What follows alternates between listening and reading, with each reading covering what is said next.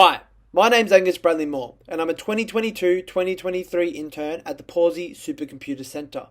Over the summer, and under the supervision of Professor Ricardo Mencera and the Curtin Biomolecular Modelling Group, my project has been analysing the impact of cryosolvents on dehydrated model cell membranes using long timescale molecular dynamic simulations.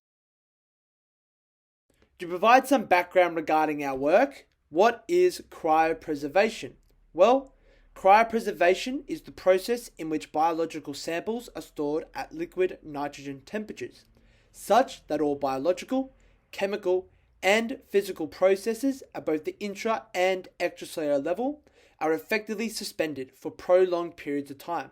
Unfortunately, a hurdle we face during the cryopreservation process is potential freezing damage and cell death due to the formation of ice crystals. Therefore, to reduce freezing damage during cryopreservation, pre-treatment with cryoprotective agents, or CPAs, plays a critical role in the long-term storage and recovery of biological samples at cryogenic temperatures.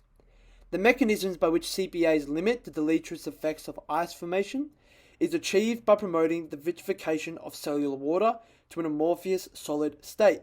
However, our cryoprotective agents do become increasingly toxic at high concentrations, and therefore the optimization of cryoprotective protocols is vital in finding the correct concentration or sweet spot in which our CPA's cryoprotective properties are maximized while its toxic effects are minimized. In the context of cryopreservation, my project aimed to characterize the interplay that ethylene glycol, a common penetrating cryoprotective agent, has with model DOPC cholesterol membranes under full and dehydrated conditions using molecular dynamic simulations. To achieve our aims, the initial starting structure for all lipid bilayer systems were constructed using the membrane builder program within Charm GUI. Following this, ethylene glycol was added to our simulation box using the PackMol program. Moving forward, with help from our friends at Pawsey, their brand new supercomputer Atomistic was utilized for the energy minimization, equilibration, and production runs for all our systems. As an overview, a total of 16 systems were constructed in the presence of varying concentrations of ethylene glycol, with each system simulated at both full and dehydrated conditions. To simulate the effects of varying cholesterol concentration, each bilayer corresponded to a DOPC cholesterol ratio of 1:1 or 2:1.